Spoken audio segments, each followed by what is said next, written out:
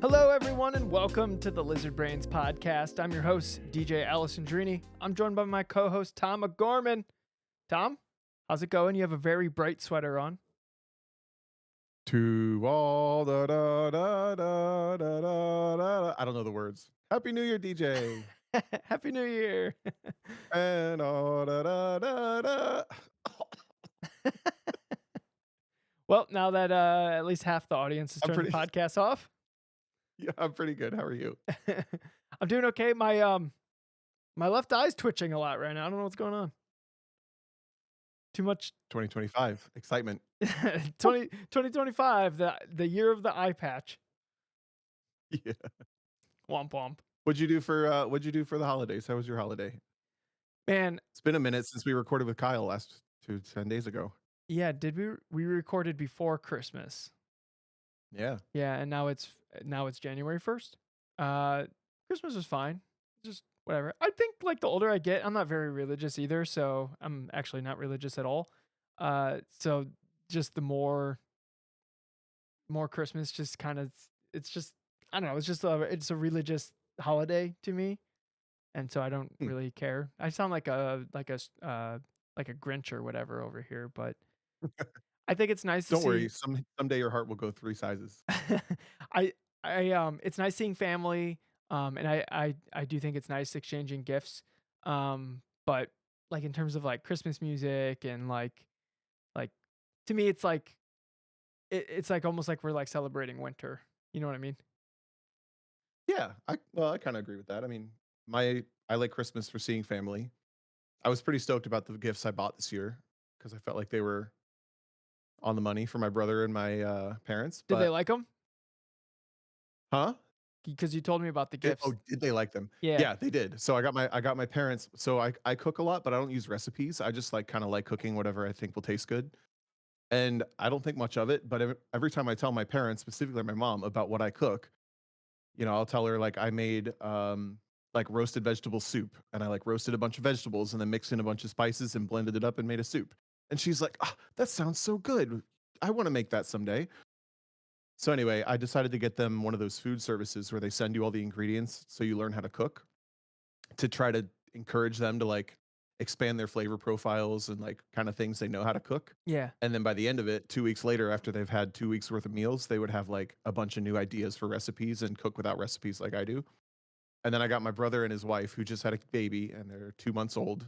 She's 2 months old. I got them a couples massage and pedicure because I wanted to get them something nothing to do with the baby. And did they appreciate that? Because they were probably just getting swarmed with baby stuff, right? They were stoked, yeah, and not just like baby stuff, but they live a baby life every single day. They're in those like those Groundhog Day phase where like the newborn is just doing the same thing every day. Yeah, yeah, yeah. So I'm like, whenever you can finally break your rhythm, you guys can go do a thing for you. Those are, like, actually really great gifts, Tom. Uh, hold on, Christine's, oh, thank you. Oh, hi, Christine. Tom says hi. I, uh, But I otherwise, yeah, it's just like fun to see family. Sorry, go ahead. I grabbed my water bottle and then it was empty, so then I sent her a panic text like, "I need water because 'cause I'm already thirsty and we're about to start the podcast, so that's bad." So this is the water Help! bottle I'm she brought me. parched. I got enough water. It's like a It's like the size of your 1.5 torso. liter. Yeah, I know. So hold on, let me. I'm gonna drink some water real quick. Glug glug glug glug. Glug glug But yeah, glug. otherwise, this year's the first year I didn't do anything before with like Christmas enjoyment. Like the first day I did Christmas stuff was Christmas Eve, and I was totally fine with that. We listened to a little Christmas music because it's like jazzy, kind of fun. It's the only time of the Jazzy year and that you fun. can listen to some of that music. You know what I mean? I wanted. Okay, this is a weird topic to pivot to really early, but hey, it's the Lizard Brains podcast. Have you ever noticed, like, if you hear maybe somebody who's like natively from Mexico? And okay, first of all, you go to a Mexican restaurant, they're playing this music that sounds like a cliche of like what white people would think they're playing in the restaurant. But then every once in a while, I'll be in like Southern California and somebody in their truck who's clear like natively from Mexico is listening to the same music. And it's like you're listening to a parody of what I think you would listen to, but you clearly are listening to that. I feel like that's what Christmas music is. It's like a parody of music. That's like, does someone listen to this? But every once in a while we do. One time, I was out to work with, or out to work. I was out to lunch with one of my coworkers, and she's from Mexico. and we were at a Mexican restaurant. It was like her favorite one in the area. And in a Mexican restaurant, they just have that generic, like Mexican sounding music in the background with like literally it's just all the songs sound Like a exactly the same to mariachi me. sound or whatever. Yeah, Yeah. yeah. They all sound the same to me, but that's just because I don't know the music, right? I'm sure like all like rock and roll sounds the same to somebody who's never heard it before, right? So I thought she was joking. She goes, "Oh, this is my favorite song," and I was like, "Haha!" And I was about to make like a comment, like, "Yeah, yeah, yeah, sure it is." And then she started singing along, and I was like, "Oh my god, this is a real song that exists out in the world." I thought this was just like Pandora, like Mexican restaurant music. Right. Right. Yeah. So Did you yeah. have you didn't have any like Christmas concerts or anything? Trumpet? I had a concert. Oh, Tom, I was so unpracticed for it because I've just the racing season went. I am not complaining. Let's be clear. The racing season went much longer than it normally does for me. I was still driving cars. Um, Yep. and so that kept getting in the way of like rehearsals. So I missed like at least half of the rehearsals, which like I'm not good enough to miss half the rehearsals and then show up and be like still stellar. So it was definitely my weakest concert. But from what I could tell, listening to the recording, I bowed out in the right spots and played in the right spots, and nobody knew. But I was definitely like not confident at all. But I was like, I gotta go. If I don't go, then like that might be the end of trumpeting because that's how my brain works. Like if I just like stop doing it, then I stop doing it forever. Yeah, fair point. But better that you're really competent at driving a GT3 RS really fast than a trumpet that can't really hurt you.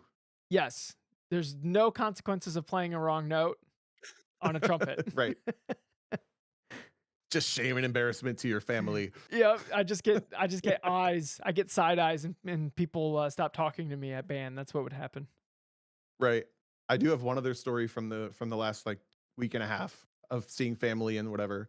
You and I both have our merch on right now, Yep. which teaser, there will be at least one new merch item within the next 2 weeks for sure, for sure. If you're Maybe in the much sooner. Discord, you probably already know what's coming. And it kind of Yeah. spurred. I don't know. I don't. It wasn't. It was probably like 20% my idea, but then like 20% other people like talking about it. I mean, we could talk about it right now, Tom. I don't think it should be like a big surprise. I think it's a honestly it's an amazing idea. Well, let me tell the story of why I brought it up first. Okay. So I was wearing a bunch of what I wear now is our merch because I finally bought some, and I was wearing it at family functions, and my family was kind of like they know I have a podcast, but they never heard the name, and like they're not listening to this, so I'm wearing like Lizard Brain stuff, and they're all asking what it is, and I have such a hard time describing what our podcast actually is Yeah. because I immediately jump into like, well, it's about competitive mindset, and it's about we have conversations about the Dunning Kruger effect and uh, and talent versus effort, and training yourselves to become better at a task that you want, and all this stuff. And then I forget to say it's like 80% screwing around because that makes it sound so serious. But if you guys didn't notice, we did add a tagline on. So we are the Lizard Brains podcast hyphen driving drivers. I So don't now we're know. at least a little bit Nobody easier to said anything explain. yet. Yeah, nobody said anything yet. Yeah, but I still haven't. Do you have an elevator pitch for what our podcast is? Like if your family asks you or something, what do you say? I say that it's a podcast about competition, the people that live in and around that space.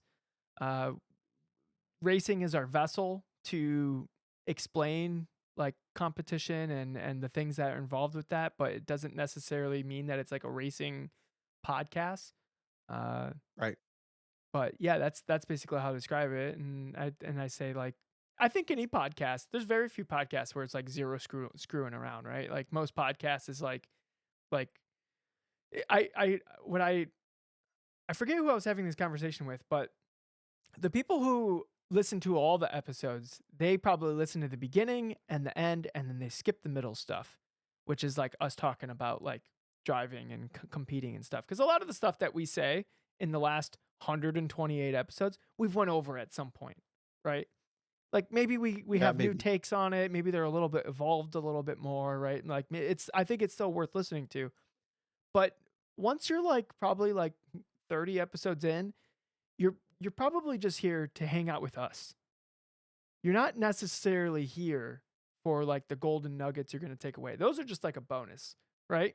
Is this part of your elevator pitch But or speech? no, no, I was talking about Okay, okay, because okay. I remember now. My dad said that he never listens to any of the driving stuff. He just skips around until like he thinks we're being funny. And I was like, yeah, I listen to a bunch of podcasts that are like that. And I'm like, yeah, yeah, yeah. They're Yeah. talking about video games now. Nah, I want to go to the emails. Like, let me hear about that, right? Where like they get to goof around somewhat because they'll like goof in the beginning and then they'll goof at the end. And then the middle is where they like talk about video games. And I'm like, the only video games I'm playing right now are iRacing. Skip, skip, skip, skip, skip, skip. Cool. Now I'm at the place. Yeah. So Liam in the And it's chat says, a I'm here for terrible the video game. hey. Uh Liam in the chat says, I'm here for the Carlton cameos. You and me both, brother. So he was saying that he skipped it, and I was like, yeah, I'm sure a lot of people listen to the podcast like that. But the competition, like golden nuggets that people can listen to the podcast and then take away and have like a different perspective on how they're going to compete and whatever they're competing in. Those are the things that bring the new people in to like give them a chance to get to know us. So then they come back for the people that like are on the podcast, me and Tom. Right? Yep. Yeah, I agree with that. Yeah. So So next time I'll tell my family when they ask me what my podcast is about. Well, in theory, we're going to talk about racing and competition, but they're really just there for me and DJ. it's 70% Tom, 30% DJ. No, no, no. Just I'll tell my family that, Yeah, yeah, and yeah, they'll think yeah. I'm a big No, deal. your They won't know family that I'm the co-host. your family is absolutely here for 70% you, 30% me. That might Yeah. be even generous on my part. It might be 70% you and 5% me and 25% others, but Right. 25% Carlton. yeah. Oh, dang it. My aunt and uncles love Carlton. They can't stop talking about Carlton. Yeah. Uh, Uh, so the last merch idea, speaking of our merch, we've been trying to figure out what to do with the Dunning-Kruger thing for like a while, like how to visualize that on a shirt. And then DJ and some other listeners had this like back and forth about making it like a rally hill climb, like regional hill climb shirt where you would get like from either doing Pikes Peak like in the 90s or like your local region hill climb. So the live listeners are going to get to see it in the chat now, but that's our provisional design is like a Dunning-Kruger Hill Climb Association so it's gonna merch look like a hill it's climb region. yeah, but it has the Dunning-Kruger effect like kind of abstractly in the logo. So keep an eye out for that if you're interested. It's gonna Yeah. be so good. I love it. Oh, I Came didn't together notice nicely that. so far graphically. I didn't notice when I clicked on it. Are you gonna cut off the graph or is it gonna go outside the box? No, it's not going to go outside the box. That's me not being very good at graphic design problem. Okay, all right. I'll fix it Because though. I didn't see that on my phone when you sent it to me. It wasn't until I No, pulled it's it up on new. my computer that I saw it. Right. So we thought this week, because we haven't driven any cars and there wasn't a lot going on, we set some goals at the beginning of this year, and we thought we would go back over them and hold ourselves accountable and tell the stories of how we were successful or failing at our goals for this year. And that will preface us into setting goals for 2025 within the next couple weeks, which we encourage you guys to do listening as well, because we've had really big conversations about goal setting and appropriate goal setting and inappropriate goal setting and accountability by sharing them. So we're trying to do all that. What do Yep. you think? Yep. I think this is probably one of the worst years I've had in terms of getting my goals. In terms of like I'm looking at my goals and did I actually do any of them? And I'm Are curious. you I'm curious consistent enough why. in other? Yeah, I'm curious Good. why that is. I wonder what in my life, because normally I'm really good about like getting after my goals. I wonder if I just didn't set good goals for myself, or if I lost track of them, and or like maybe I like set the goals, but I didn't allocate the appropriate amount of time to actually achieve them. So like maybe going into next year, I need to like, cool, yeah, I want to do that thing. I have to actually schedule the time to put into that thing, or it's not just gonna happen because like I put it on my goal sheet, right? Like maybe that would be the goal is allocate an hour a week to work on this. And whether that thing gets worked on or not, as long as I spent an hour, or whether that thing happens or not, if I spent an hour on it, then that's like a quantifiable thing. Like, for example, one of my goals was one YouTube video per week. I think I put out like three. So I if you add Total. up all my coaching reference videos, I freaking crush this. But but I don't release those out to the public, right? The videos are supposed to put me more into the public space, the sphere, right? And I only released a couple videos, right? So like that didn't actually move the needle at all. Those videos were actually kind of pointless because they never built any kind of momentum. I was going to ask, so what was one of your goals that you failed at? So sharing a video a week was a goal at the beginning of this year. And you said instead you were putting your effort behind the coaching, which was making you money, but not a public videos, Yeah. But right? but what I'm saying is if I wanted that one YouTube video per week, it should have been like every Wednesday at 6 p.m. to 7 p.m. I work on that video, whether that video comes out or not. If I spent an hour on having something for that, like that overall goal, the overall goal is to like put out more YouTube videos, right? If instead of like For one, what go ahead. for what purpose? That's what I was getting at. Because your goal was put out YouTube videos. Did you think about the purpose Yeah, at the beginning of this year? the purpose is to elevate my platform and my like like DJ LLC essentially is to like put me more into the uh space of being a voice in a space essentially. I like that. Okay, so maybe you need to think of your goal because putting a video every week is a good goal, but you didn't achieve it because I didn't your allocate the time appropriately. So like what I'm saying is going into next the year, reason behind it was different. not the Kind of. what do you mean the reason behind it? The reason behind you not making those videos was because you were motivated by the coaching that did end up creating a video every week, right? I mean, It yes, just was multiple videos for every the week. Yep. right. So, but it was for the goal of coaching instead of the goal of putting out a public persona, growing thing. Yeah. You see what I'm saying? Yeah, yeah, So you yeah. need to like set a goal based on the long-term intention, or maybe you realized an intention this year. Yeah, maybe. You think? Well, no, I think cuz well, first off, when I was doing I used to do like this weekly uh series where I would go over like the rookie Miata, like I'd do a tutorial on it. And those videos actually got me a lot of coaching, right? Uh so that was part of my goal with that was put out those videos and then you get like a constant stream of people who want you to coach them. I In the beginning of the year I ended up with a couple clients that were like every week for like the whole year. And when I made these goals on January 3rd of 2024, those clients didn't exist, right? So I guess in a sense, uh the the overall what I wanted to happen, which was just have more coaching business, happened without those videos. So that's probably why that wasn't necessarily a priority because my intentions behind it was to get more coaching business, right? Right.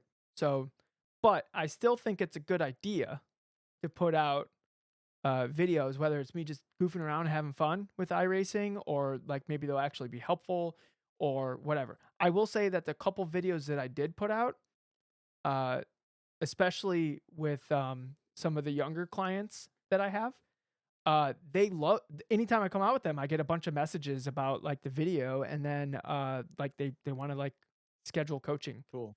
and like Yeah. especially like to like a younger crowd, like carters, like and they're just starting to get into cars. That's like it's just another way for somebody to get to know you and see if like oh hey that personality I will mesh with. That will be like a good coaching experience for me because I enjoyed him on the podcast or I enjoyed him in that video that I watched or whatever, right? Like you get to know somebody before like you ever take that plunge. Because let's be honest, anytime you're like coaching a new client, there's like a little bit of like kind of like awkwardness a little bit, like kind of like first date awkwardness where like you're kind of like feeling each other For out sure. kind of thing, right? But if there's like some kind of parasocial relationship uh beforehand, even if it's just one-sided, like they know about me but I necessarily don't know about them, that helps smooth that over like way more, and then they have a better coaching experience for that first time. And I would say it's probably like at least like the second or third time where it's like it literally feels like we're friends and we're like working on the driving, right? Like that's what it like gets to that point eventually, but like that first one is always just like a little bit of awkwardness to begin to start it out. And I don't think that's any awkwardness like on my end or their end. It's just awkwardness of two people just meeting each other essentially. Yeah. That is also, it accelerates the process in person if you've done anything digitally. Oh, Because the in absolutely. person, that in person first date thing is way weirder, Well, especially since you're spending way like tougher. the whole day or the whole weekend with them, right? Like on in sim racing, it's like we spend like an hour, hour and a half together. And then it's like, all right, Yep. good luck. Let me know if you have any questions. And then you Yep. don't see them until like, the next week or the next week and a half, 2 weeks, right? But in person, yeah, you're literally spending like the whole day with them. But also in person interactions, it's kind of easier to uh I would say it's like probably like the same level of awkwardness, but like after like that first hour, it like kind of goes away anyways. Because Yeah. you're just hanging out at the racetrack. It's just like hanging out with anybody at the racetrack, right? Like it's like everyone True. is we're all the same people essentially. So it kind of just works out. You're just hanging out with buds at the racetrack essentially. Right. But yeah, Okay. So that's kind of where I'm at with my goals. I don't think I'm looking at this. So my goals was get an 8,000 I rating in iRacing. I didn't. I'm 7,400 at the moment, which I wasn't even 7,000 when I set that goal. I was like 6,800 or whatever. So like there's progress toward it. I just didn't get there. Um, I think if I did all the races on one account, I could probably be 8,000 high rating, but I did them on two accounts. So, uh, and then uh, we did get the podcast on YouTube. That was in my goals, Tom. I was going to ask, what was the success? So we, yeah, I was one of our combined goals was have the podcast on video. I wouldn't say it's very good on video. No, it's So not. we'll see if we add that to next year. It's there if you want to see what we look like while we talk. There, it's there. But And then sometimes I there's think we, visual aids. Like I clicked on the picture that you showed right, and then so if you're watching the video, you see it on the screen. or like our Gran Turismo review where we showed the whole movie in the that background. Basically, that was still so fun. that was pretty fun. I don't know if anyone else had fun, but I had so much fun doing that. Uh, What? it there's a it's honestly surprising, and maybe we can have a short discussion on this. But it's surprising how much more complicated just the podcast is with a video element to it.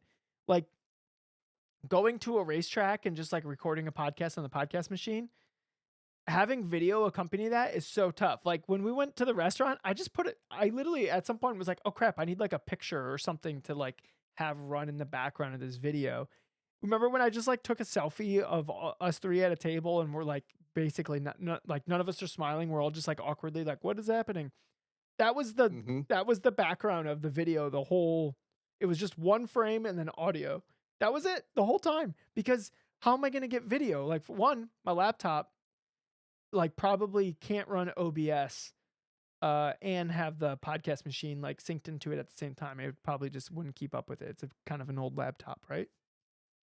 Yeah. Um and then there's like you have to have the battery last because it's doing a lot of processing. So now the battery needs to last an hour and a half, which old laptop, it's probably not going to do that. It's just like also with one camera, getting it angled to like show everyone and like you almost need like at least two cameras that you can like switch in between. Like one would have been over my shoulder and then one would have been between you and Kyle, and then I can switch on the fly of like who's talking. That's so much more equipment to like just lug around than just the podcast machine. But I want, Yep. at least we tried, and we didn't succeed at this, but we tried to get every single podcast episode on YouTube, and I think we missed like 3. Um, but yeah, it's just there's just so much more complication when it comes to the video. The audio recording, relatively easy, especially with the equipment that we have. But the video adds like so much more to it. We also did a couple of reels on like Instagram that were really entertaining, but those are so much work. And it's not to say that I couldn't do the work, but the combination of finding the right moment from the podcast and making the video the way that I do it, because I'm not good at video editing, and like the the the time and all that. I don't know. It's we're just making excuses for not doing a better job of it. But those were good. Those were good content. I wish I did have the ability to like put one of those out, 3 of those out a week or something. Did they do okay? Like view That's the wise? thing with social media now at this point. I don't know. Who cares? Like It's just like it got like 6,000 impressions. What does that even mean? Did somebody just scroll past exactly. it? The point of that at this point, if you're going to try social media, is just throw everything at the wall, and it's going to randomly reward you with the algorithm sometimes. Yeah, so like one of those, if we put out 3 clips a week, maybe once this year we would have had a viral clip. And that viral clip would have Yeah, paid off for us, right? probably, possibly, yeah. It's a you put in a ton of work and then you have like a dice roll if like it actually like works out or not. But the way I know it to work is it would have been our worst one that neither of us like, instead of the one that all of us put a bunch of work into and loved, Yeah, yeah. because that's just how like I don't know. I'm a little over that like just throwing everything at the wall content. Yeah. Uh, I but yeah, do we'll think do. Well, it we're gonna set goals later, so we don't know. We don't know if okay. we're gonna set this goal again. But Well, me and Tom have to sit down and like really like figure out uh like I think right now with what we're doing with the sim event and all the new people we have in the Discord, I think that's the move to actually grow the podcast. Cuz one of them for sure. yeah, well like yeah, obviously not the only, but you touching your eye with a pen? Yeah, I'm trying to itch it. Sorry. Go ahead. Totally, I itch my eye with like a finger, like through an eyelid or something. Tom's over here just like touching. Try not to pull on my eyes because then they get wrinkly. Oh That sounds no. insane, but Is that what's I'm just happening to poking my it. eyes? Oh, That's why you're so wrinkly. well, right now my Just left eye kidding, won't D3's stop not wrinkly. twitching. Yeah, well, I'm a little wrinkly. Um, uh, what was I going to talk about before you touched your eye with a pen? I don't remember, but okay, so we established you had some fails in it. How many other goals did you have? Do you want to go through them? Can I go through them? Yeah, I mean, you can list off a couple. All right. Well, I was pretty successful, but I'd never like set goals at the beginning of the year like this before. So I'm shocked that I was as successful as I am, but I'm still not like super satisfied. So I'm kind of half with you. I did dry January successfully. I was very proud of that. It wasn't that hard because I was like at Daytona half of the time, Yeah. except I was staying with Steve, One Lap Steve, and Steve does like a cocktail, so that was a little tough. And then I wrote drove. I still have my sheet. I wrote drive more, including local autocross track days, etc. I would say I did do that. I autocrossed kind of a lot this year. Um, just talked about a couple weeks ago. I did some track days with auto interest and some stuff at Mid Ohio that was kind of close to my house, so that was good. And I definitely would say like that primarily because of the Bridgestone deal, and thanks to them for like making it kind of my job to go to the track and race. Like I drove a lot more this year, Yeah, which you was did drive awesome. a lot. It was like I think last year I drove 7 events competitively, and this year I probably did 30 or plus. I don't even know. yeah, it was like it felt like it was like every other week you were competing in something, which is ideal. Yeah, it was great. So I was successful with that one. The first one I was not successful with, I wrote fitness, but that's a bad goal because I just had a goal of fitness, and that Well, doesn't make sense. literally in Discord you wrote fitness goal pending as one of your goals. Yeah. So clearly I was not that motivated for that one, and I did not do a good job of it. But then I'm thinking that's why I kind of challenged you for like why at the beginning you set this goal that ended up failing.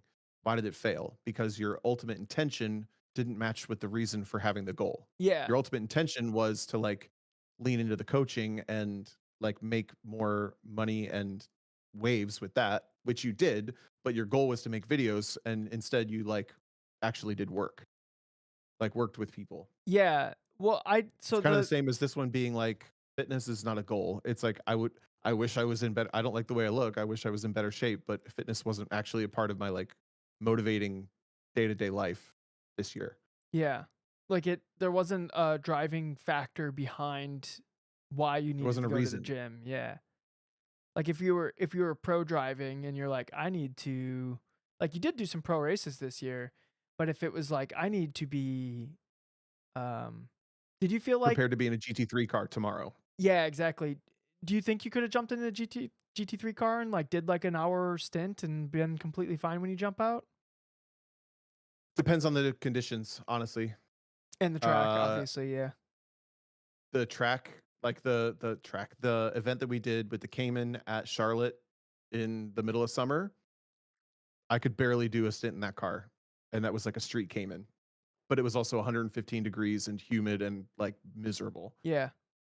So yeah, it depends on the like GT4 car at Coda, no problem for a bunch of hours on end. But the first time I drove a GT3 car was in the middle of Texas in the middle of summer, and it was brutal.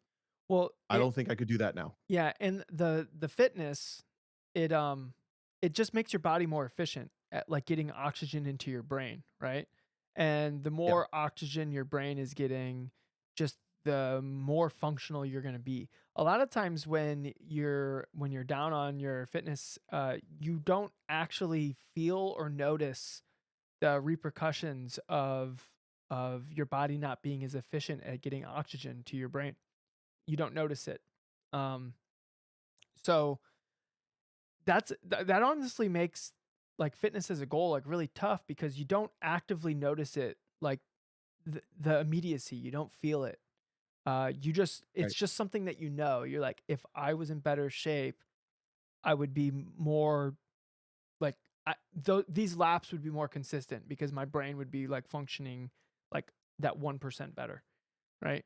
But that 1% better is that's a hard thing to think about when like you really don't want to go to the gym, or running or whatever sounds like the worst right now, right? Yeah. So you almost need to like find something that is like, for instance, like if you're like, I'm going to run a 5K in March, and it's like, well, I already signed up for it. I better start running or that's going to be rough because I'm doing it. I'm doing it no matter what, whether I train or I don't train, right? You almost need like a something that is like pending or incoming to force you to go do the thing, because a lot of times like our brains themselves won't do the thing unless it's already a habit. But building the habit is so tough. That's such a tough thing. So you almost need to give yourself a fighting chance by like kind of like throwing yourself into the fire to like, well, I signed up for it. I better do it, or whatever it is, right? Yep. Like Yeah, it has to match like a deeper intention than just being a a wish. verbal goal. Yeah. Yeah. Like A for hope. for example, me and Christina are hiking a lot right now because our wedding in July, we have to hike to it in Colorado at elevation. So we're hiking a bunch right now because one, we're inexperienced hikers, and then Colorado is like serious business, and we literally need to hike to our wedding. So like it like me and Christina always joke around like people when they get married they always get in like really great shape, and so they like good look good in the pictures. And for Christine and I's Yep. wedding, we need to get in great shape so we can get to our wedding. You can get to the pictures. Yeah. Yeah. So, but like that's You're gonna have like a bald eagle and a bear as your wedding party on either side. yeah, yeah. I'm gonna wait for the bear to give me the ring. Um, Yeah. but that, because it's something that is happening, and it's definitely like we definitely need to get better at hiking in order to not just get to the wedding, but like the whole plan of that whole week is like we're just gonna hike around Colorado. Is we need to be in better shape for that, right? Or we're not gonna extract as much out of that trip as we can. So because we have, oh my God, Mark in the chat says ring bearer. I knew there was a joke in there somewhere. I just couldn't think of it. So thank you for that. Um, that's amazing.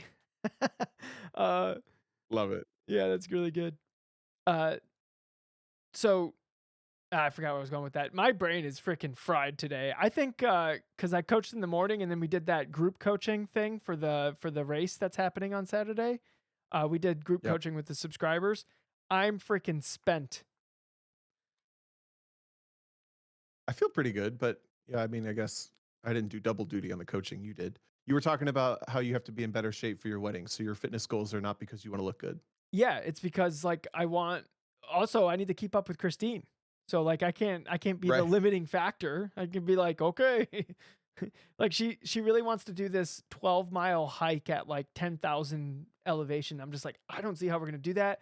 But if the reason why we can't do it, like it's not going to be me. It's not I like I'm going to make sure that the reason isn't me. Like it's going to be you. What about, hang on, I have a hiking question. I don't know why. Okay. When you say a hike at 10,000 feet, is it still like a hike at 10,000 feet? Or are you like climbing to 10,000 feet over a short distance with a bunch of elevation? Yes. Both. Okay. Yeah. That is pretty tough. Well, I mean, you went to the top of Pikes Peak, right? Uh huh. So that's Yeah. 12,000 And feet.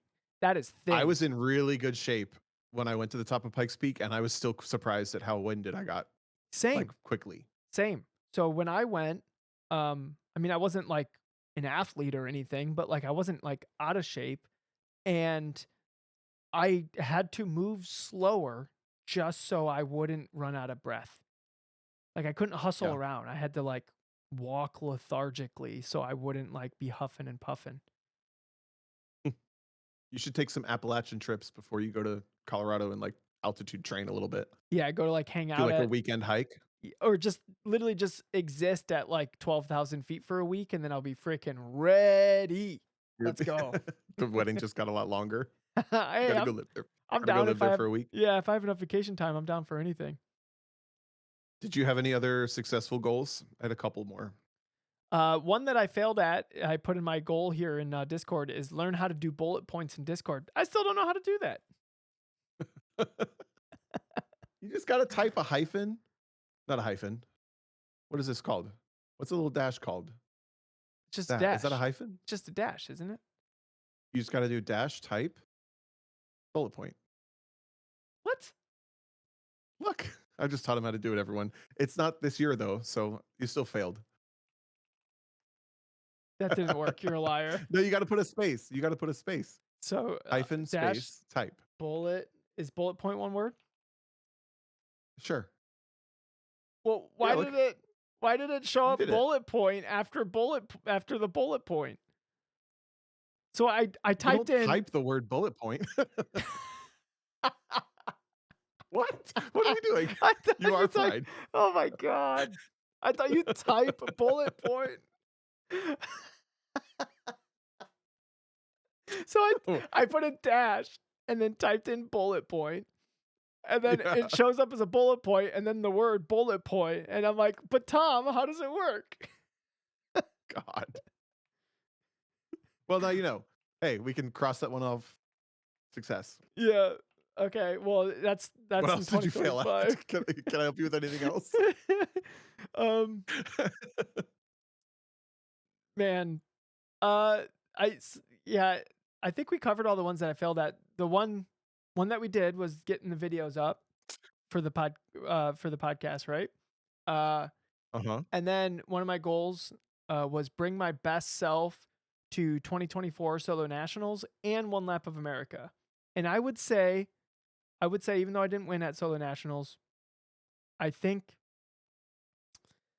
it's hard because I feel like immediately after Solo Nationals, I was like all of a sudden driving better, and I don't know where that came from. I was just like, I was just doing better.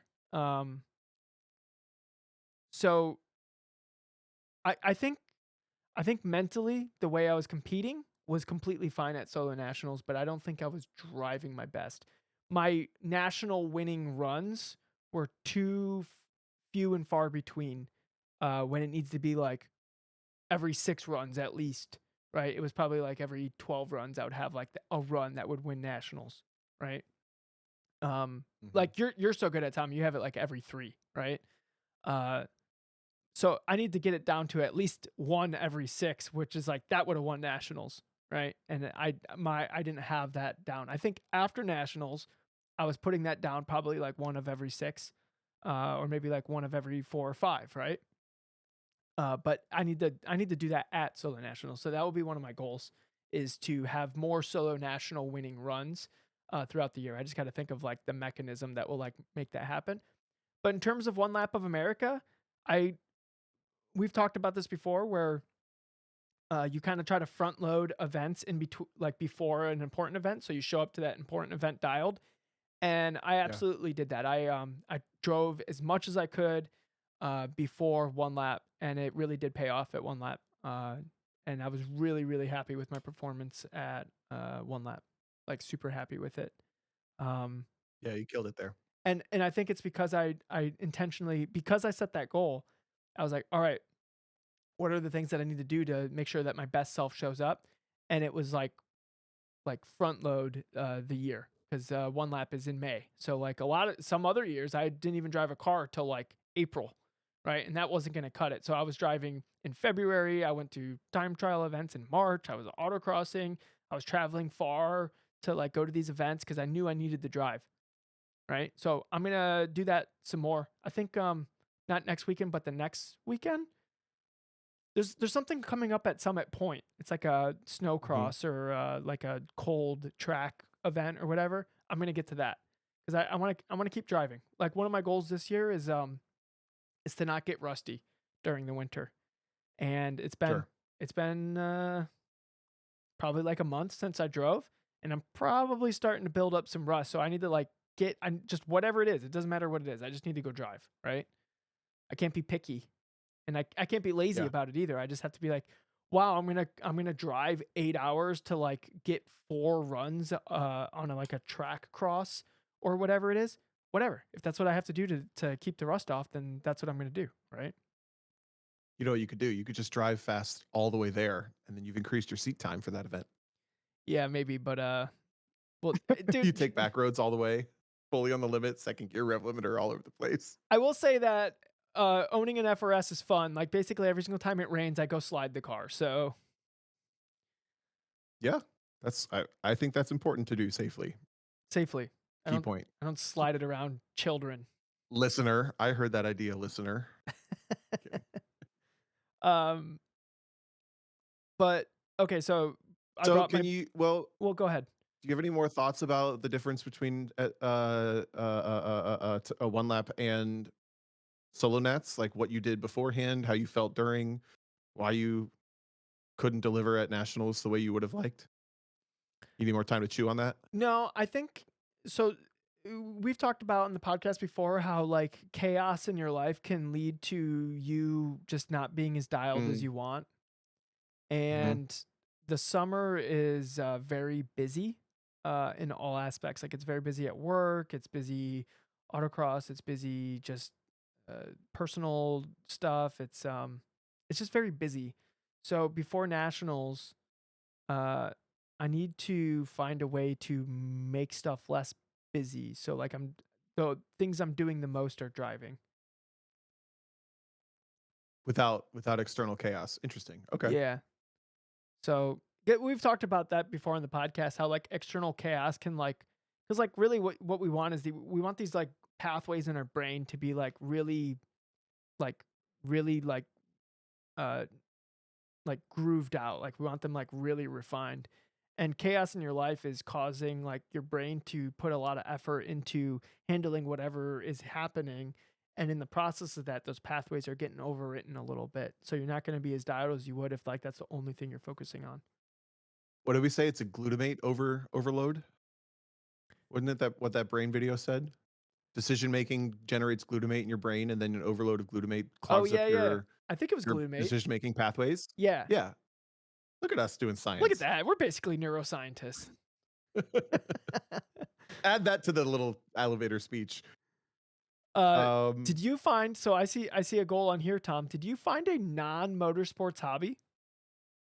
I did not. No, I had two more successes and two more fails. My other success was I wanted to go to solo nationals because I had missed it the previous year, and I went, and I was very proud of myself to go. And do well and see everybody, and it just felt natural after autocrossing so much this year. But I also put TT Nats on my list, and I flopped on that one. I've double flopped because I didn't really have a plan to go, meaning like a reason to go, but I was gonna go, and then I got sick, and then I didn't go. So I like double flopped, which sucked. So maybe next year I'll hit TT Nats at pit race. But no, I did not find a non-motorsports hobby intentionally. And I thought about that a lot this year, but I just like can't find something. I feel like a good hobby creates personal growth, and I haven't really found like an external to motorsports hobby that promotes growth that I like. Yeah. I have a lot of activities that I like, but I haven't really found like a hobby that promotes like self-growth too much. I think I got one for you, Tom. What? Horseback riding. That sounds so expensive. No. Okay, okay, hold on. That was that you're right. How about that, hobby horsing? yeah, that could work. That could work. But 2025, man. Those gymnasiums are not going to know what to hit them. Tom, honestly, if you put your mind to it, you'd be amazing at hobby horsing. Let's be honest. I don't want to be like that. No, could, no. No, that could help with your fitness goals too, because you need to be you need to be shredded up to be able to do a hobby horsing really well. My quads are this big, and you like, man, like I'm just like flexing. You know, like the old men that have like the weirdly defined calves. What was that show that always did the bit with that? Scrubs. Oh, I didn't Did I really lose watch you? that show. No. Okay. Anyway, yeah, I just have like weirdly large legs just from all my hobby horsing. Um, you could I mean you Um, could wrap for 2025. You could wrap your like fitness goal and hobby thing. You could like go like start playing pickleball at like the rec league or something like that. Like something where it's like kind of competitive and like makes you move. No, uh, your face says See, no. that's a hard. I don't know. I don't know. I'm gonna know it when I find it someday in life. Volleyball. I liked playing volleyball, but I don't love it so much that it gets me out of the house every time. Yeah, I gotcha. You know what? I tried coloring. Remember the story of me coloring until 3 in the morning? No, what? I don't remember this at all. Did you tell this story on the I told that podcast? story on the Yeah, I went to my parents' house and I was up until 3 in the morning by accident because I found a coloring book, an adult coloring, like a grown up coloring book. And I was sitting there just filling in all these little bubbles and boxes and like colored penciling. And I looked up, it was 3 in the morning. I'm just imagining Tom with like a 64 pack of Crayola just freaking going to town on like a bluey coloring book. No, it was intricate shapes and designs. It was not bluey.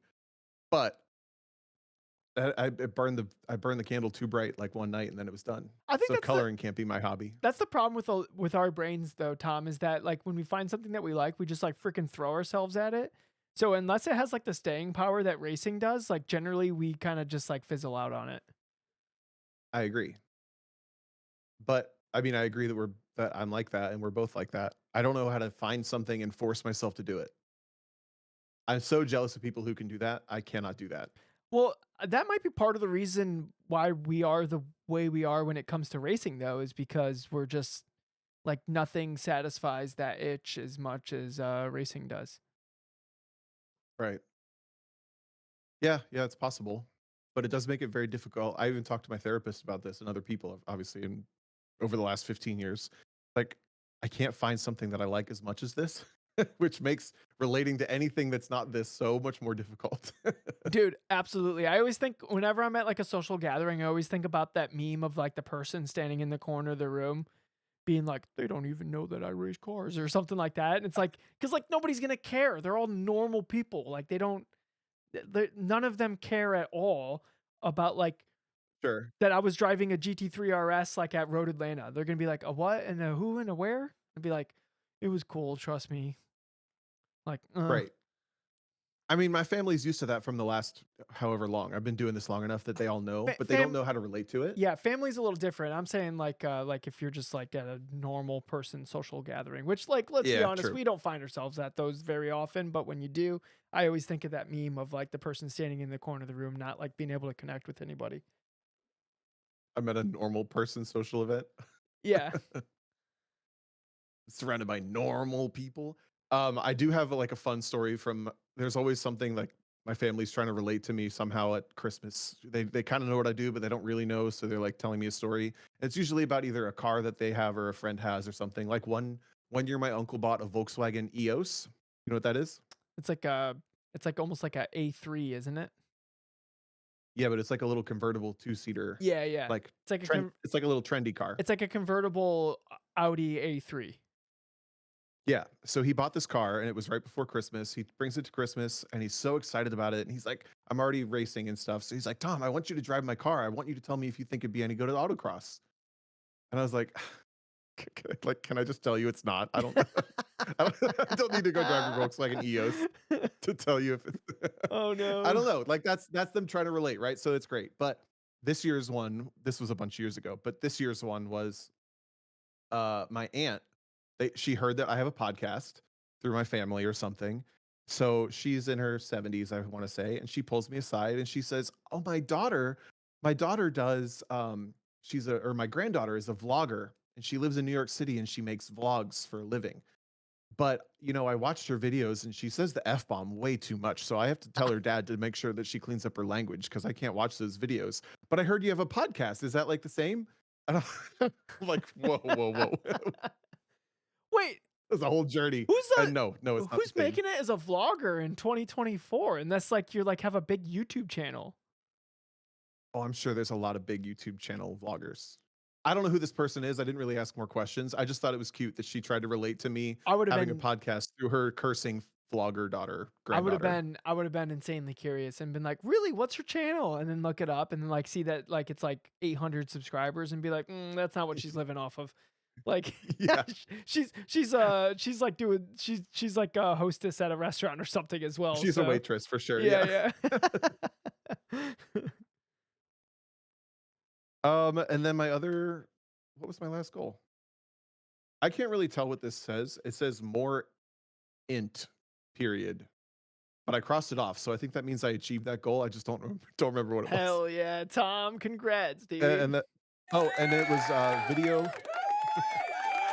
Congrats, Tom. Thanks. The last one was video cars I drive more. And I did that. I didn't do a very good job of it, but I did get decent amount of in-car video content out this year. But it Dude, was for the same reason as I think you failed at your videos because I don't really have a reason for it. I just thought it would like that's what you're supposed to do. Like we're these like people who do driving, so we're supposed to share driving I content. think, I mean, just purely selfish reasons, I wish you absolutely crushed that goal because I enjoyed every single video that you came out with. Like all of those Well, were thanks. super interesting and fun to watch.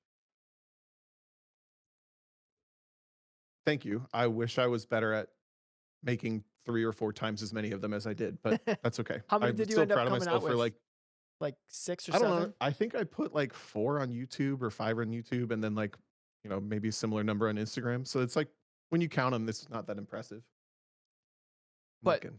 all of them were really good. And I know I don't know if you were like catching wind of it, but that one that you made where you came to a Steel Cities autocross event and where like your eyes are and then even pointing out like, "Oh, I didn't get my eyes over at this point," and so that then you'll see I'm off on this cone a little bit. I think a lot of times people, in autocross, they'll always be like, "Oh, look ahead." But what does that actually mean and what does that look like? And I think your video just showing what you're looking at and why you're looking at it and stuff like that. If you don't know what I'm talking about, you can find it on Tom's Instagram. Um, Yep. it was very eye-opening of like, what does looking ahead actually mean? Because a lot of people say that, but I don't think they actually know what that means. Or they might not have an idea of because there's multiple ways to do it. And like your way of doing it, like literally during your course walk, picking like, okay, there's gonna be some idle time here. Like, what's the most important thing that I look at in this idle time? Right? Like you're actually thinking about the time that you'll take driving through an element and how much additional bandwidth you'll have to look and gather information what is pertinent, right? Like those are things you're deciding on your course walk. And when we did the Lizard Brain School earlier this year, last year, um that's gonna at least happen for another week where I still think it's 2024. Yeah. um Right. Good luck on your emails. yeah, it's gonna be rough. Good thing I don't have to put the date down on the email. But like that was like a big eye-opening experience for me is like, oh, I never thought about like, oh, I'm gonna have downtime in this section of the course. Where do I look? Right. And you coming out with that video, I saw in a bunch of different group chats of people talking about it and like having light bulbs click off for them. Oh, cool. No, I didn't really know that. So yeah, that video probably helped at least dozens of people actually understand what looking ahead does. And Tom, could you cut it out? I'm trying to beat all these people. Sorry. They still got to do it. I don't know. You know what's crazy? There's something about like making those videos that it's like it's this like creative release. I have no control over when I get an inspiration to make something like that or something more fun. You know, there's more fun videos, but that combination of like actually making it, it's like, I mean, giving birth sounds crazy, but it's like this massive release of like, I put this video out and Into then the like there's world. no inspiration for weeks again. Yeah. Oh, I womp don't womp. these people that are like truly inspirational, like inspired to make content week Yeah. and day after day or week after week is like wild Dude, because like, yeah, my YouTubers, longevity is not good enough for it. dude, YouTubers who just like have been putting in the grind for years. Like I remember like I'll find some like small channel and then here's a great example. Ninja is a streamer. I used to play Halo with him. I actually helped him set up his first stream. He like asked me because I would stream on Justin.tv. He asked me like what I use, like what programs he should use, whatever. So we just had like a conversation about it, right? And then maybe like a couple weeks later or whatever, I see him streaming. And it's a very rough stream. And I would just tune in every once in a while. And he at some point he had donations and I would throw him some donations because I'm like, hell yeah, dude, he's still doing it, right? And then one time, like a year or two passed by, and I like popped into Ninja's stream, and I just threw him like $20 because I was like, hell yeah, dude, he's still doing it.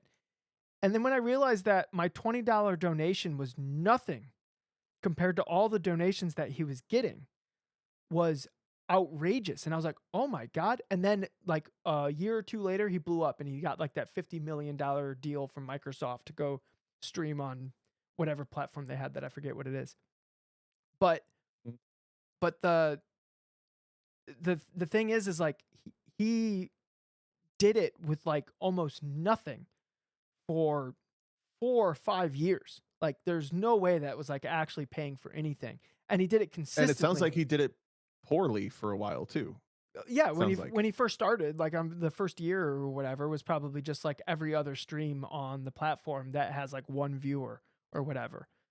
Um and so he did that for, you know, years, and then he started building up a little bit of following, and then it like snowballed into like it actually like setting himself up for life.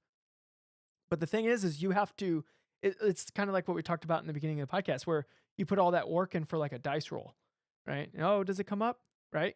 So you have to like really enjoy the thing that you're doing, but also you kind of have to be a little bit exceptional. You have to be exceptional. You have to do it for a long time, and the dice has to land in the right spot for it to like actually work out. So you can't be doing it just because you're hoping for that like big break or like you're hoping to like go viral or you're hoping to have this YouTube following that like is super powerful and can open a lot of doors for you, right? Because the Right. chances of that happening are so slim. You have to just like making the content. You have to just like doing that thing. If you don't actually enjoy that thing, slogging through it sounds like an impossible task. So all these like Yep. successful YouTubers and you know, Twitch streamers and all these people, they didn't do it just because they're like, and I'm sure there was a part of it that was like a grind, right? But at the root of it all, they really, really enjoyed making that content. They really enjoyed doing the thing.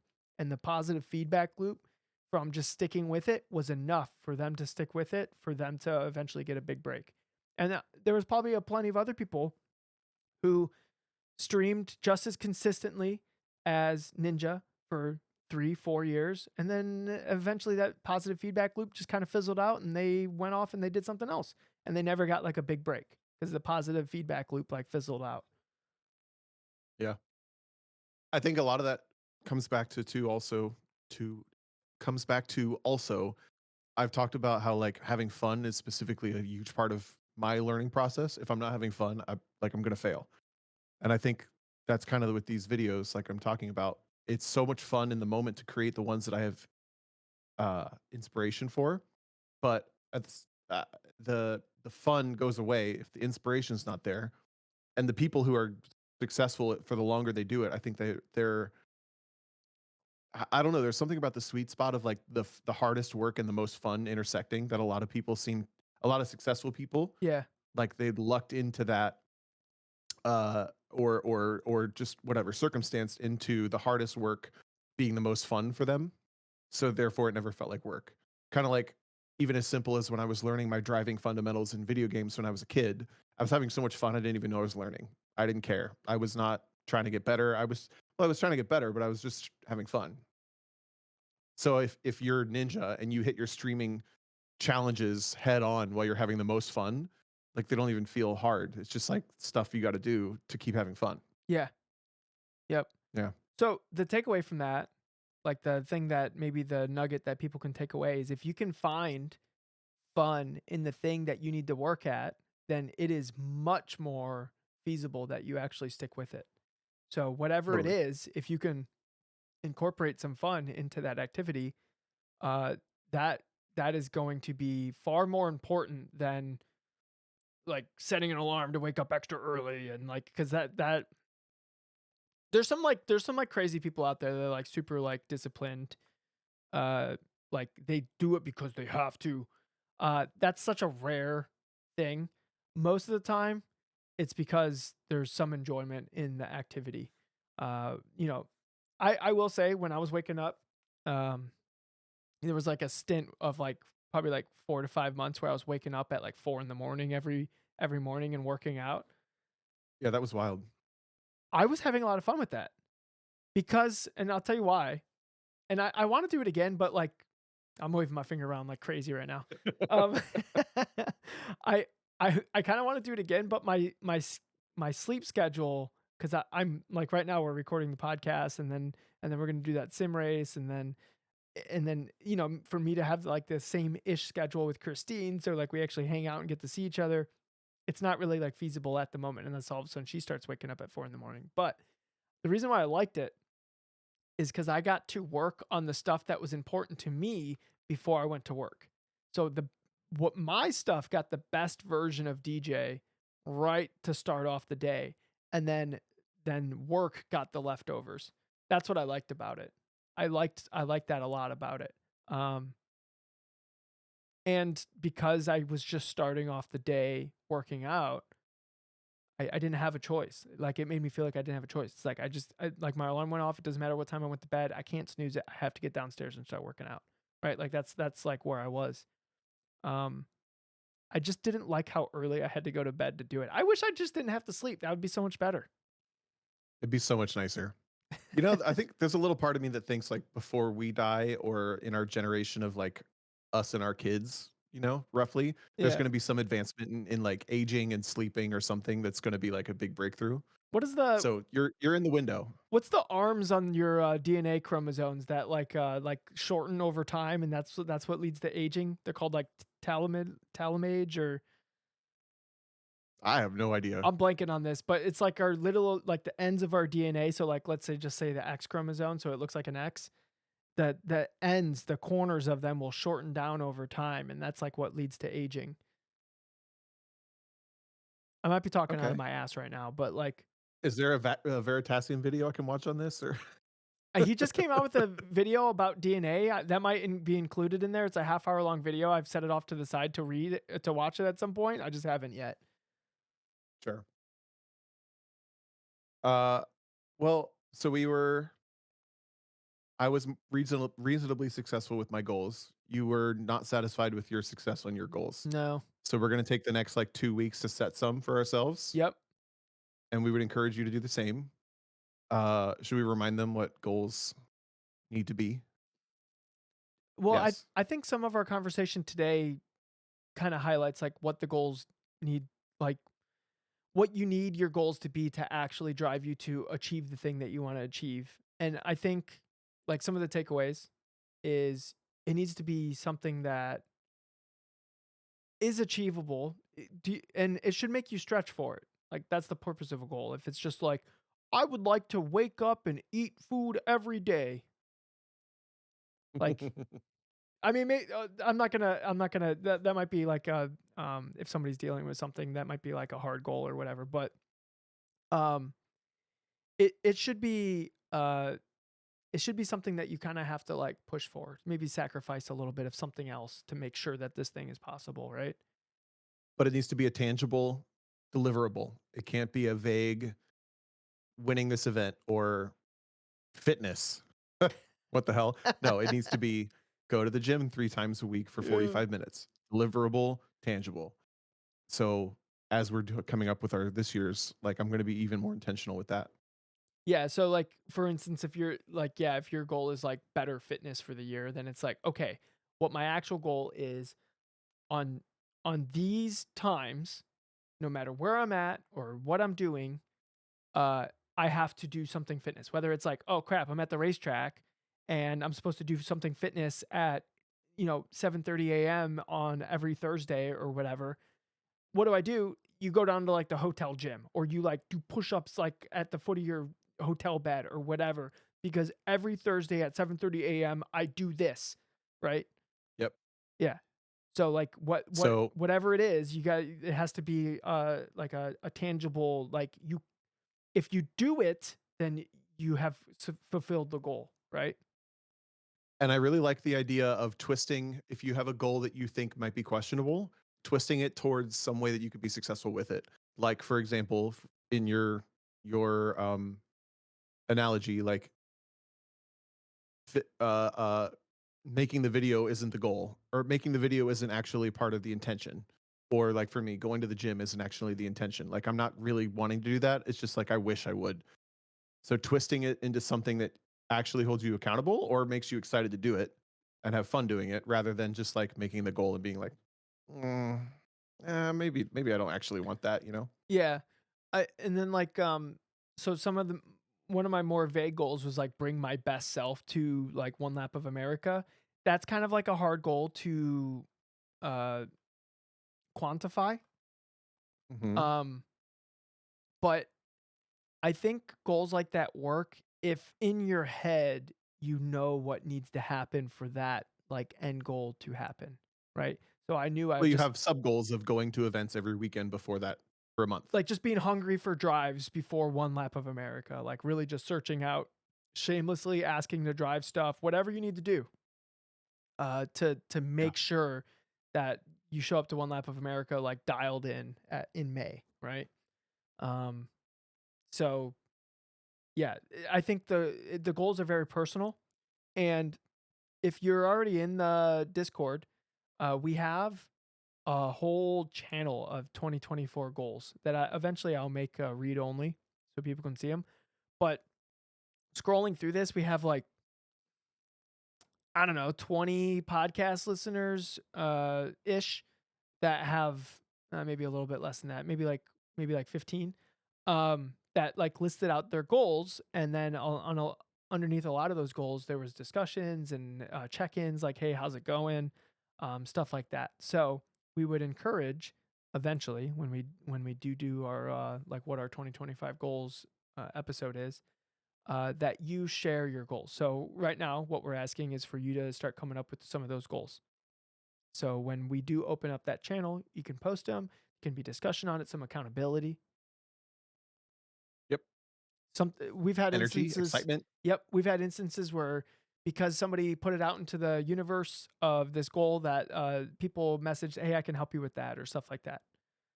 So a lot of times, putting your goals out into the open uh, makes it like where you kind of have to do it because you're like, "Oh crap, somebody's gonna ask me about this," right? Yeah. And that's accountability. Yep. What's our time look like? Should we do a question or no? Um, How long have we been going?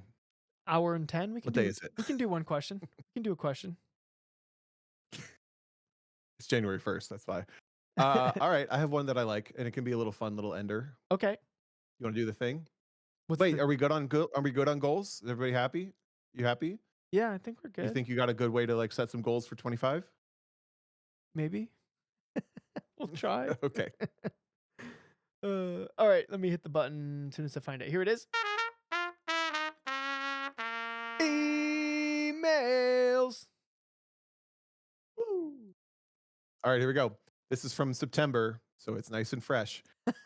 This is from Ryan A. Now that Hoosier has entered the mix with its 200 treadwear tire, it had me thinking, should or would the SCCA make a quote unquote GLTC series since they have a loving relationship with Hoosier?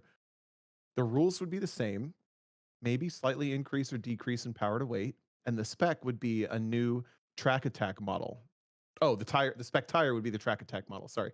It can be a good way to get into wheel to wheel if you can't get to grid life because of the field filling so quickly? Question mark. I disagree. That's the end of the question.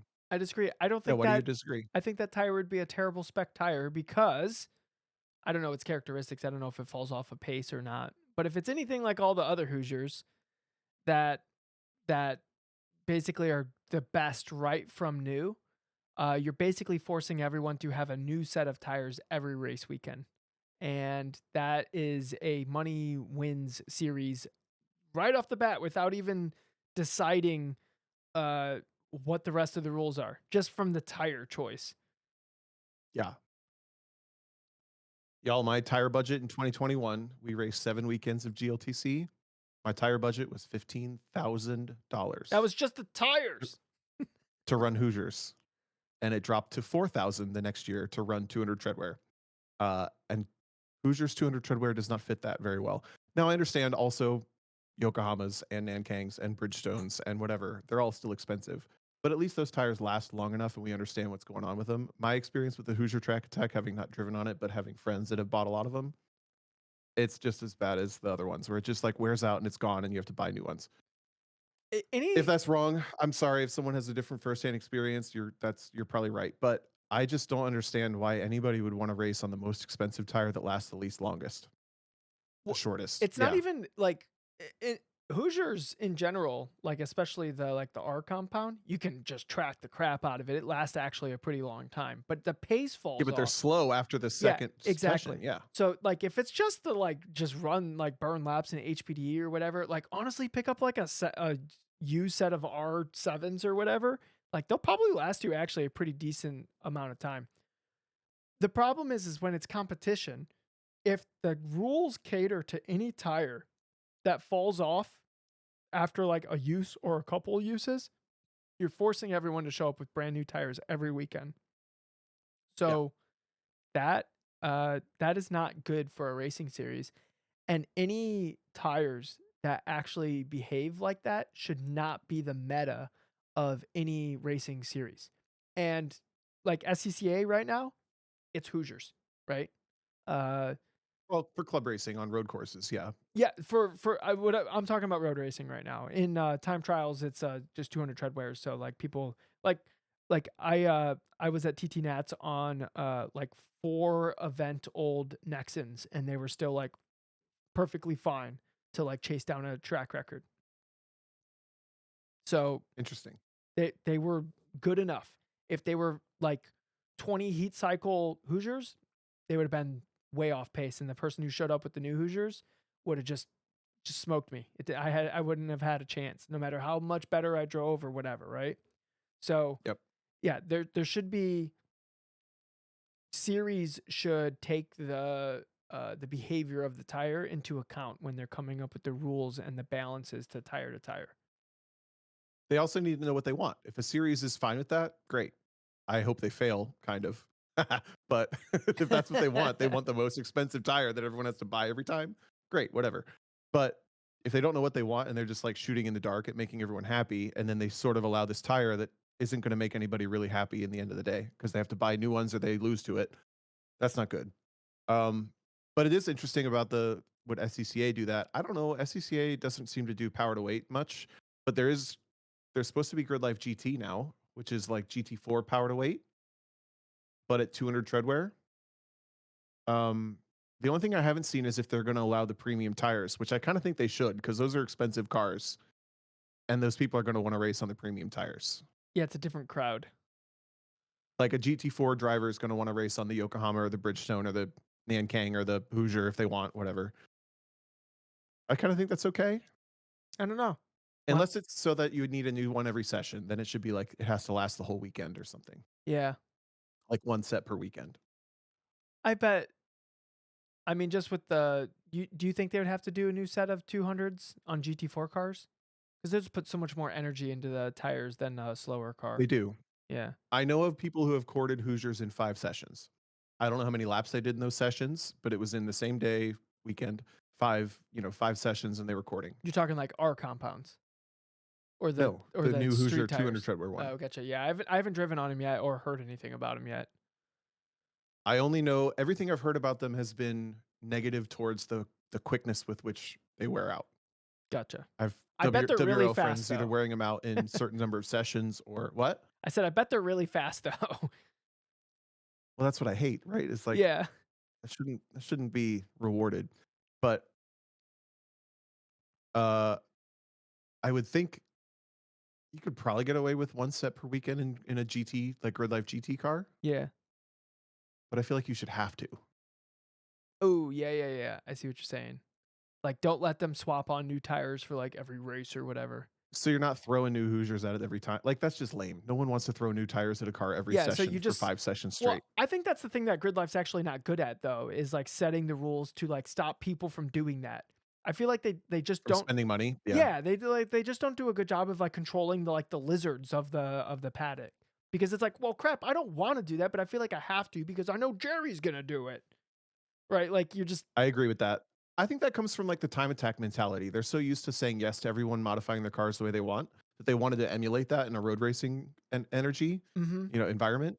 And I think it's negative because it makes people spend way too much money. Dude, I was so, I was absolutely furious when I spent $16,000 on my S2000 and it wasn't even a top 10 car.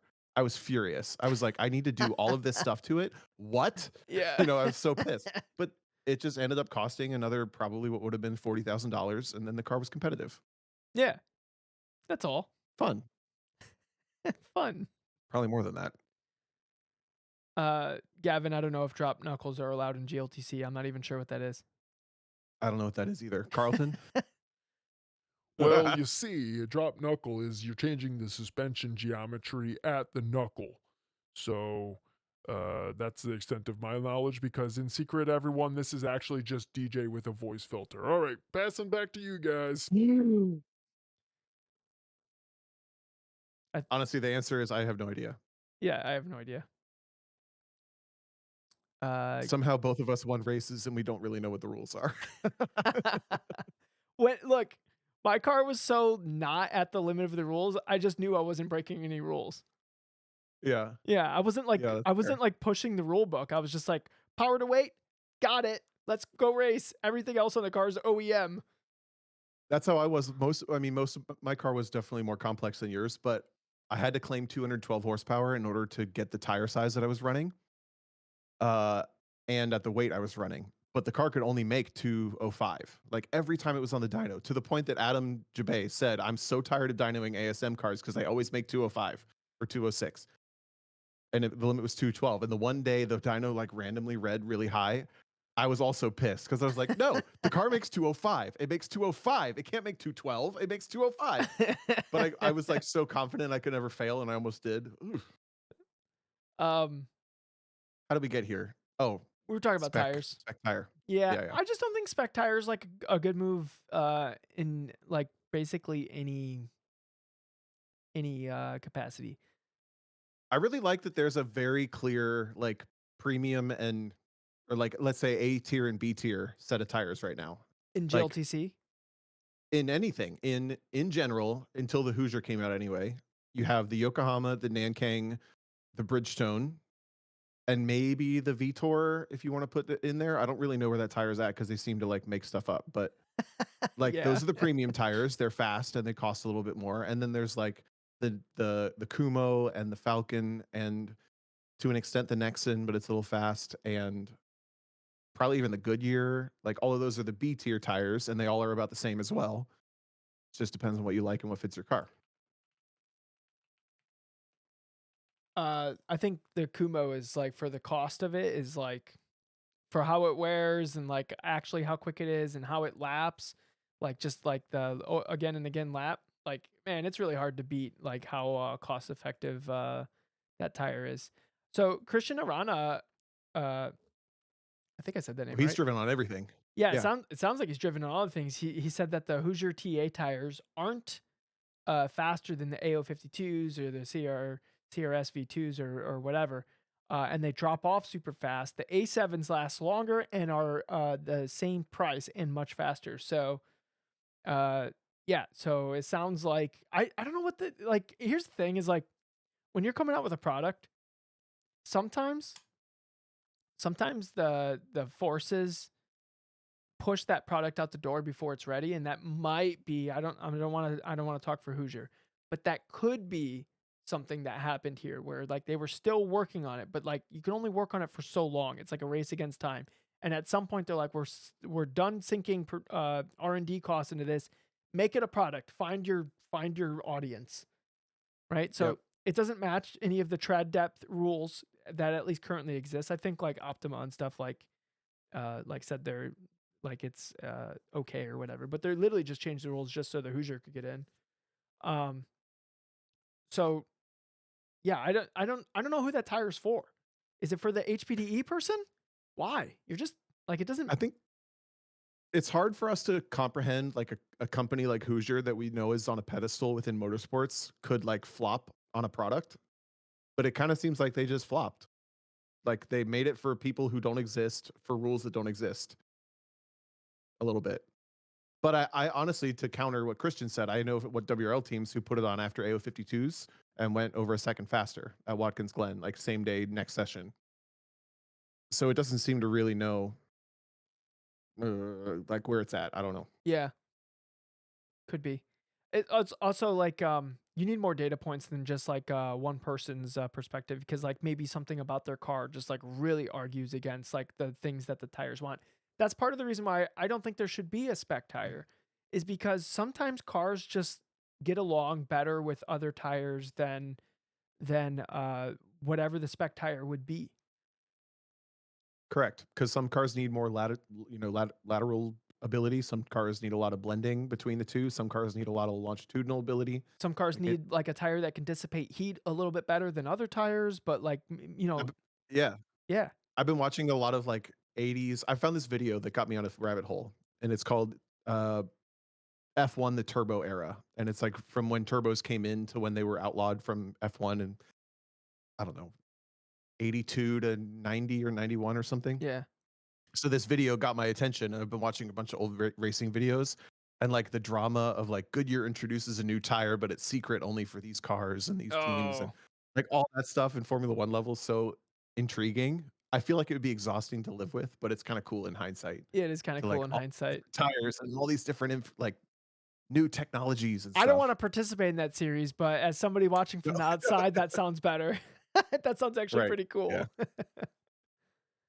Especially like learning To about the answer, little intricacies and stuff that happened like after the fact.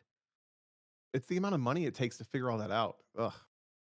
Not even the time, it's the money. But yeah, to answer your question, I think now that they've entered the series with 200 treadwear, I don't think SCCA will do anything like that. But yeah, those are our thoughts on tires. How'd I do? Am I Great. here? You did great, Tom. Oh, you didn't say anything for a while. My left eye is a twitching disaster right now. I wonder if it shows up in the camera. It's like think so. I don't Get know what it's closer. doing. All right, Should we call it a day? right when I point, right when I like bring it up to the camera, it stops twitching. It's twitching right now. I don't know what's going on. Is this the end of my left eye, Tom? You're gonna have an eye patch all year. Eye patch. This is my. You know what? DJ Sandrini. This is my pirate era. Are you ready, kids? Aye, Captain. Love it. All right, let's call it an episode. If you're in the audience right now, and we got a lot of you in the audience, there is a sim race going on right now. Well, at least the practice server for it, assuming I set up the lobby correctly. And this weekend, there is a bigger sim race. It's a 4-hour endurance race at Road Atlanta in iRacing using GT4 cars. It's not too late to plan to enter, although it may get capped at 62 cars. It will get capped at 62 cars. So if you show up late, it may be full. But yeah, come join us this Saturday, 11 a.m. Is the race time. 11 a.m. is the race time or the server time? Correct me. 10 a.m. is when the server opens up, and we expect it. All right. We're optimistically expecting it to actually fill up, just from the amount of people who have joined our server since we announced the race, and then just the basically the all the action happening around the race. If you're listening to this and you're like, "Oh, I can't join the race," you can watch it. Tom's Yep. going to be commentating it with Kyle Heyer on Sim TV. So go and Like the good watch old the days. race. Yeah, like the good old days. If you watched all that sim racing in COVID and you were like, man, that looks fun, but I don't have a sim rig yet, or I got into it after that, and then now people don't do it. We're doing it. We're doing So it. join us. We're doing the thing. Yeah. Uh, And we have $1,500 in prizes from Hawk Performance as well. So yep. And we're giving there's out also stuff to win. we're giving Go out ahead. Lizard Brain merch for whoever has the coolest liveried Lizard Brains car. They're getting Lizard Brains merch, whatever they want. It can be even the most expensive hoodie. We got a little extra on the stream donation, so I'm going to use that stream donation to buy whoever is the random drawing winner a hoodie. So also for everyone who donated to pay for Also- the stream, thank you so much, because that was so expensive. The stream broadcast will be presented by our subscribers and donators who helped us pay for it. The last part is if anybody beats DJ in the Iron Man, which means doing it by yourself, and you beat DJ, I will buy you merch, whatever you want. Oh, really? Are we about to see Austin Cobb in a Lizard Brains hoodie? I think so. He's gonna wreck you for it, I think. You might. Well, so Tom's gonna be the officiant of the race, so he'll be passing out black flags to people who are naughty. I will be marrying people No, not did I as say the that? officiant of the race. You said officiant. I think of wedding when you hear. Yeah, maybe. But it should be a great time, and we'll be posting about it a lot more in the next couple of days. But yeah, we would love for you to join us and do the racing. Whether you can find a Or teammate watch. or do it alone, or watch, jump in the chat, say hi, all that stuff. It's I like all the excitement of it. Oh, because we're thinking it might fill up early, subscribers are getting the password to the server early, so they for sure get in. So if you want to for sure get in, you can subscribe to our Discord server. Man, we've been plugging the hell out of this. Dude, Love it. I'm excited about it. It's gonna be fun. Can't wait. Cool. All right. That's this Saturday. That dude Adam asked if he can spectate. Yes. Didn't you just listen to my spiel, Adam? You can find it on We'll Sim be sharing TV. links. Yeah, we'll be sharing links and stuff. It'll be shared all over the Discord, all over Facebook, all that stuff. So you'll be able to watch it if you want to watch it. So, all right, Tom, you wanna carry us out of the show? Yeah. And all the fees that we forgot, and I still don't know the words, but I love your hair, and I hope you win.